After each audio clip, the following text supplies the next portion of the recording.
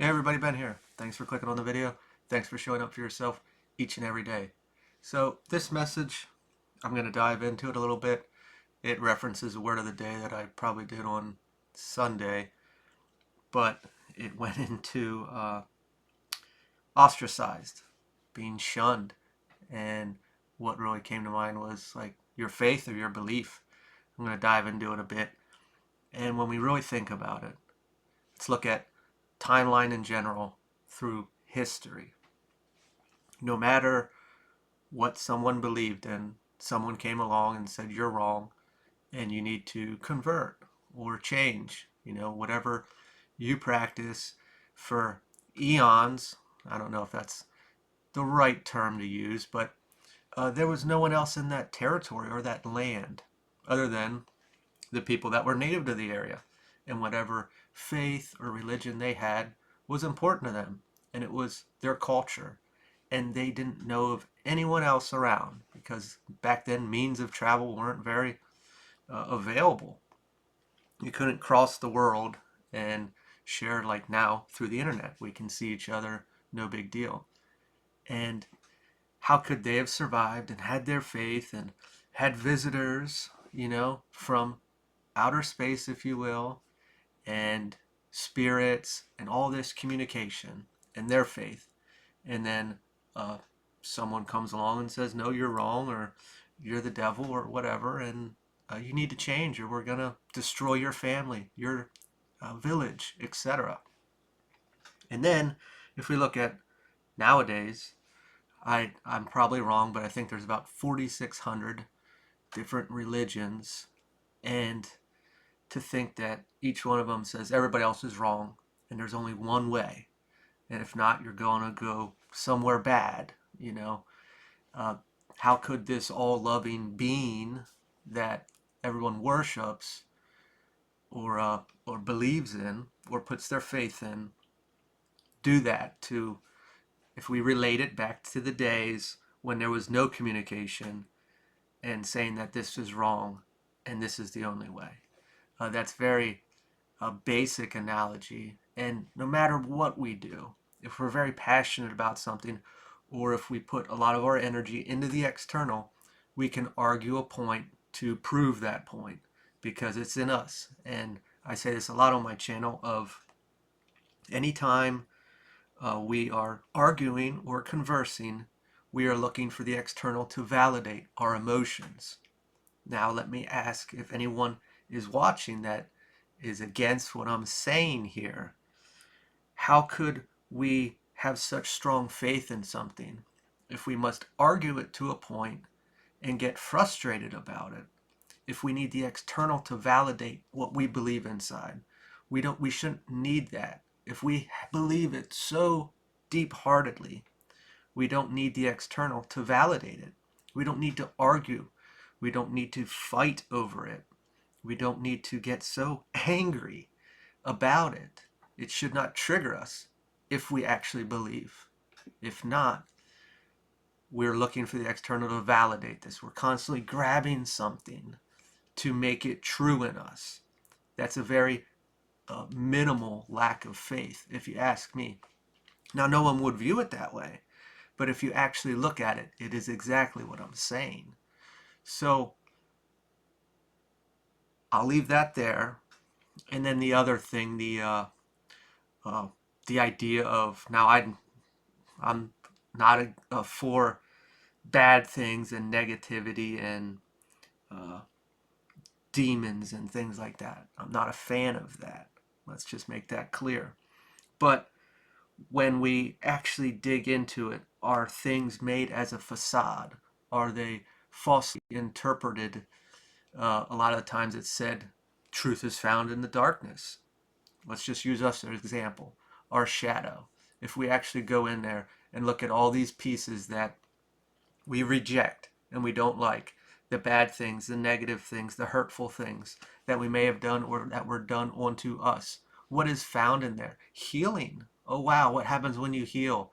You become authentic, you become empowered, you stand in your truth, you do all these things that empower you when you're not there. Or you are controllable, you are usable, You are a pawn. So why would you want to go in the darkness to find truth?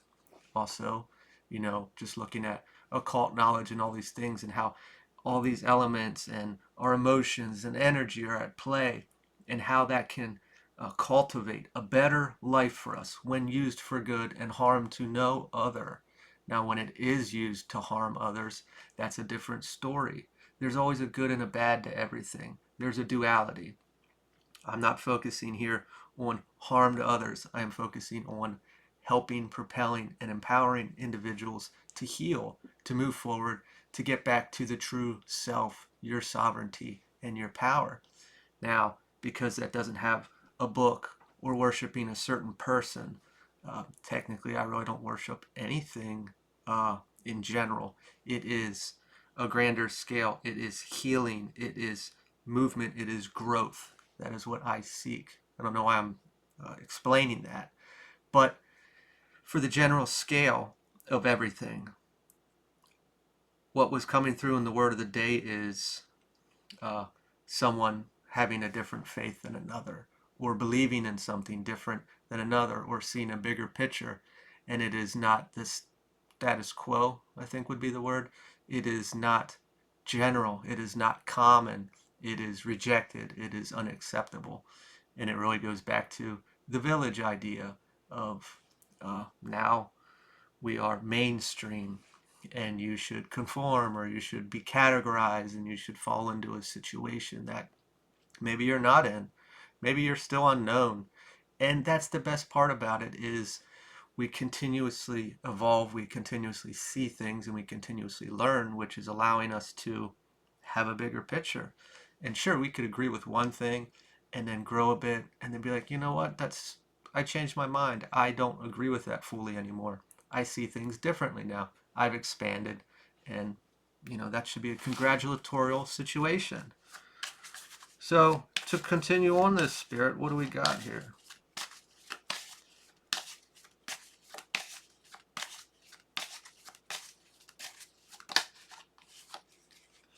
Wheel of Fortune. Cycles of change. This goes into what I was just saying about expanding and growing.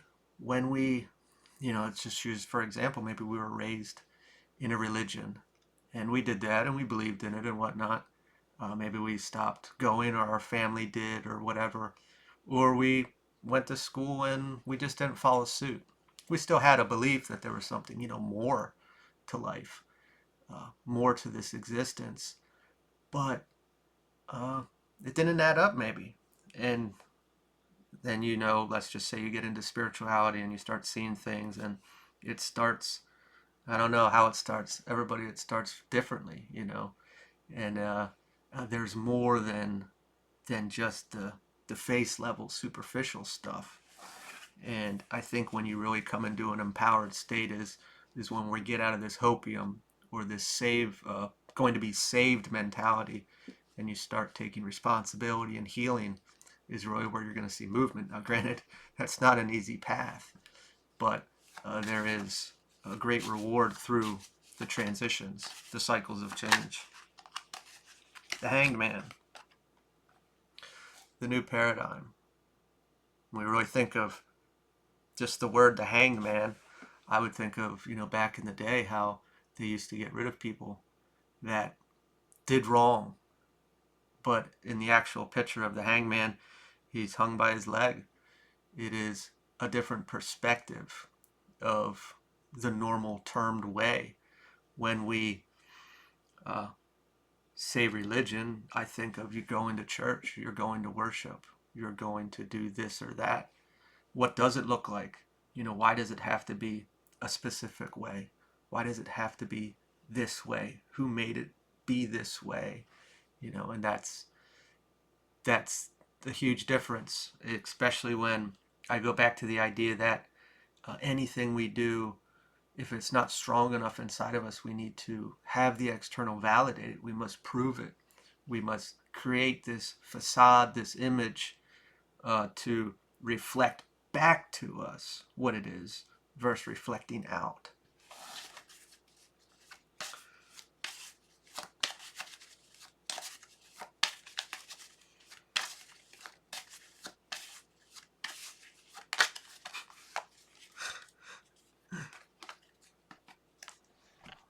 Eight of Swords. When I was uh, shuffling this card, I laughed because I heard, "You're the devil, boy," and that's kind of where they want you to be. I mean, it's coming off like this whole high and mighty uh, individual that they're uh, perfect. And I remember when I was younger, I was raised in a religion, and then there was another religion, a person in another religion that I went to school with later, and they made fun of it and said you're going to, hell or blah blah blah, and they were deeming themselves as the most perfect individual, their religion, and that you are horrible and all these things. And when you really look at it, like they're painting this picture of how great they are in giving and loving and accepting individual, but then what's coming out of their mouth is the polar opposite. And it's kind of ironic how that works.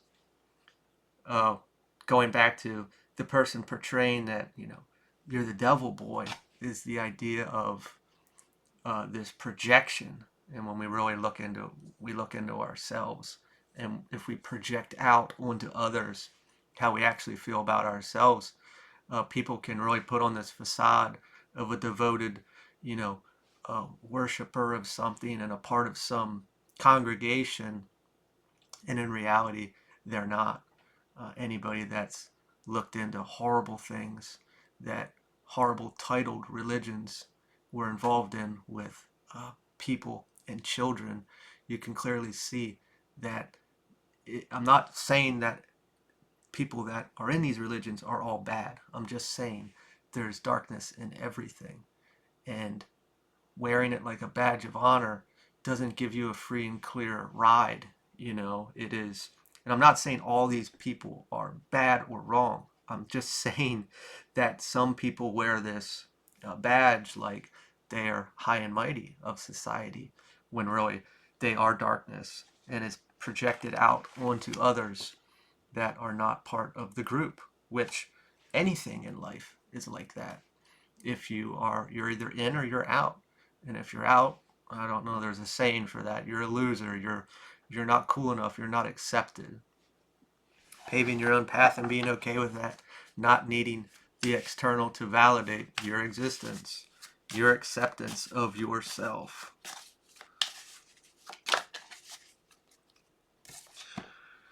Card came out sideways. Five of Swords. Confrontation or reconciliation. Neither here nor there. Is there even an argument that's, going back to, is there even room for a communication, for a conversation? I think from some there is and some there's not. And I'm not saying you're in a place that, word converting, maybe they want to convert you, or vice versa.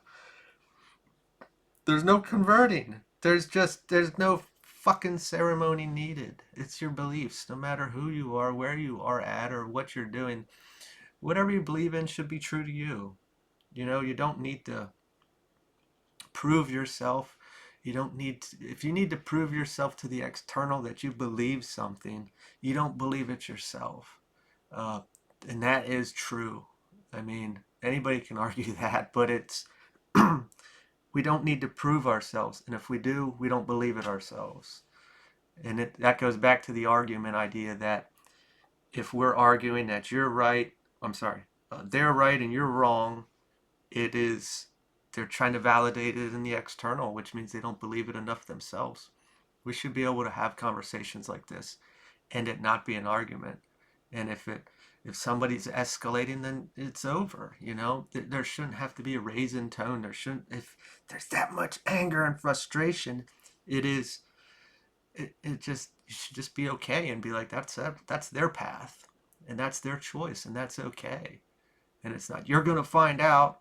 Kind of like I said earlier. I said, if they don't find out now, if they don't get to see the truth now, hopefully they will in time. It'll register. And if not, when they die, they'll see the truth. And that's okay. You know, what is the truth? Well, in all honesty, it probably has so many different possibilities, but I feel that the truth is whatever we truly believe, and that is the experience. How could it not be? That is our experience. If someone thinks you're crazy or this person did this wrong to me and they really didn't, well, that's their truth. And they're going to figure out the real truth eventually, but it's their truth for now. And that's the truest thing is our mind can make up anything possible in our heads, and we'll have repercussions of it, whether physical ailments or our experience. It is, we are co-creators, you know.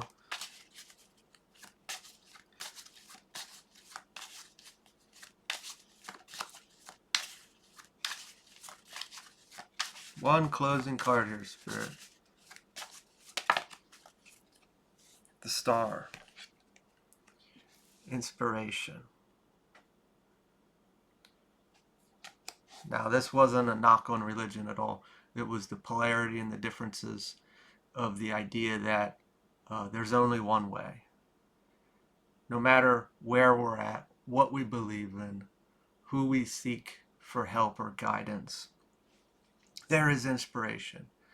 There is this ability to get information, whether small or large, whether we hear it, whether we see it, whether we feel it, whether it's synchronicities in our real experience. There's inspiration in everything, and that's not just signs from above or however you want to view it. It is also just uh, our own imagination flirting with the experience that we're experiencing. What really matters at the end of the day, I think being happy, feeling free, and not having stress, you know, feeling that pure happiness, that joy, and that love, and having freedom of your own mind, not having things control you, not having things upset you. This could be external or internally made, you know, our shadow, our insecurities, and our fears. I don't care what anybody does, but I do wish that they work towards something inspirational that really, you know, cultivates that joy and that freedom to feel free of your mind, to take away the limitations, and to just fucking be happy. And I think that's pretty simply said. It's not simple to get there at times, but at the end of the day, uh, I think that's where we got to go. And anytime we get that opportunity with that inspiration, take it. You know, do something with it. I don't really know what all I said. I'll leave it there. Wish you all the best. If it resonated, feel free to like, comment, share, or subscribe. And I will talk to you all later.